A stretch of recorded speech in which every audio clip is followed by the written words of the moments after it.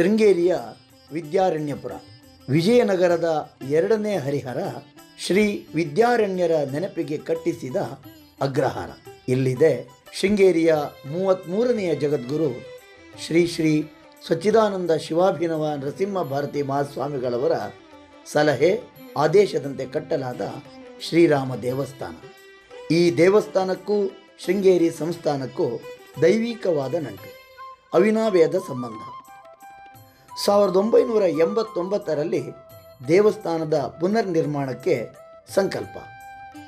1990ರಲ್ಲಿ ಶ್ರೀಪೀಠದ 36ನೆಯ ಜಗದ್ಗುರು ಶ್ರೀ ಶ್ರೀ ಭಾರತೀ ತೀರ್ಥ ಮಹಾಸನ್ನಿಧಾನಗಳವರಿಂದ ಕುಂಭಾಭಿಷೇಕ ನೆರವೇರಿತು. ಮತ್ತೆ 2007ರಲ್ಲೂ ಪುನಃ ಪ್ರತಿಷ್ಠಾ ಕುಂಭಾಭಿಷೇಕವನ್ನು ಪರಮಪೂಜ್ಯರು ನೆರವೇರಿಸಿ ಶ್ರೀ ಭಾರತೀ ತೀರ್ಥ ಸಭಾಭವನಕ್ಕೆ ಚಾಲನೆ ನೀಡಿದರು. 2013ರಲ್ಲಿ ಈ ಸಭಾಭವನದ ಉದ್ಘಾಟನೆಯನ್ನು ಪೂಜ್ಯರು ನೆರವೇರಿಸಿದರು.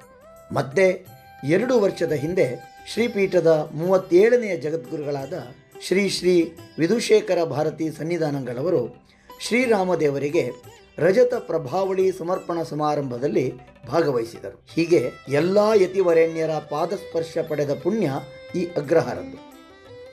ಇದೀಗ ಅದೇ ಶ್ರೀರಾಮದೇವರ ಪುನರ್ ಅಷ್ಟಬಂಧ ಕಾರ್ಯಕ್ರಮವನ್ನು ಇದೇ ಜನವರಿ 22ರಂದು ಶ್ರೀ ಶ್ರೀ ವಿಧುಶೇಖರ ಭಾರತಿ ಸನ್ನಿಧಾನಗಳವರು ನೆರವೇರಿಸುತ್ತಿದ್ದಾರೆ.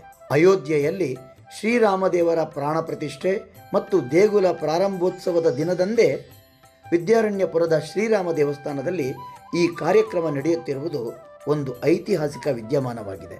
ವಿದ್ಯಾರಣ್ಯಪುರದ ಶ್ರೀರಾಮದೇವರ ಪುನರ್ ಅಷ್ಟಬಂಧ ಕಾರ್ಯಕ್ರಮಕ್ಕೆ ತಮಗೆಲ್ಲ ಆದರದ ಸುಸ್ವಾಗತ.